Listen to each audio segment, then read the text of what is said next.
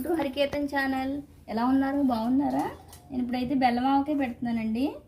ఇది గ్లాస్ కారం వేసుకున్నాను.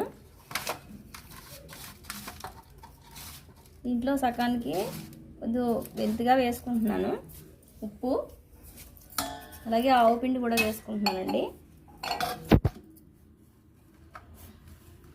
ఆవు పిండి కొద్దిగా ఎక్కువ ఉన్నా పర్వాలేదు. ఒక గ్లాస్ వేసుకున్నాను. కొద్దిగా మెంతులు అలాగే బెల్లం కూడా వేసుకుంటున్నానండి.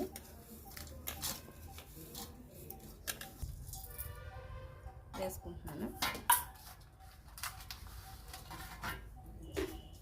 ఈ మొత్తం కలిపేస్తున్నాను. మామిడికాయ ముక్కలు కూడా వేసుకుని వీటిలో కలిపేసుకోవాలండి.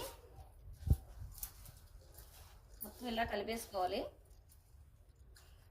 దీంట్లో నూనె అయితే ఎక్కువగా పట్టదండి, కొద్దిగా పడుతుంది.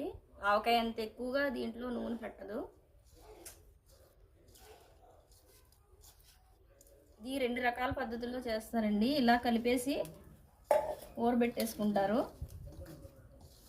లేకపోతే ఇది ముక్కలు సపరేట్ చేసేసి ఈ పిండి అంతా ఎండలో పెడితే ఈ బెల్లం కరిగి ఎండకి పాకంలాగా వస్తుందండి.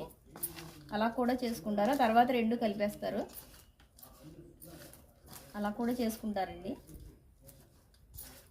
ఇది ఆవకాయ ఎంత ఎర్రగా అయితే ఉండదండి, ఎండలో పెడతారు కాబట్టి బెల్లం అది కలుస్తుంది కాబట్టి ఎర్రగా ఉండదండి, కొంచెం డార్క్ కలర్లోనే ఉంటుంది. ఇది పెరుగన్నంలోకి టిఫిన్లోకి అయితే చాలా బాగుంటుందండి. ఇలా మొత్తం కలిపేసుకున్న తర్వాత ఇలా ఒక డబ్బాలోకి అయితే ఎత్తి పెట్టేసుకోవాలండి. ఇంతే అండి. ఇదిగోండి, ఇంతే అండి. ఇలా వస్తుంది. ఇది డబ్బాలో పెట్టేసుకోవాలి. సో ఇదండి బెల్లం ఆవకాయ. వీడియో నచ్చితే లైక్ చేయండి, షేర్ చేయండి, సబ్స్క్రైబ్ చేసుకోండి మా ఛానల్.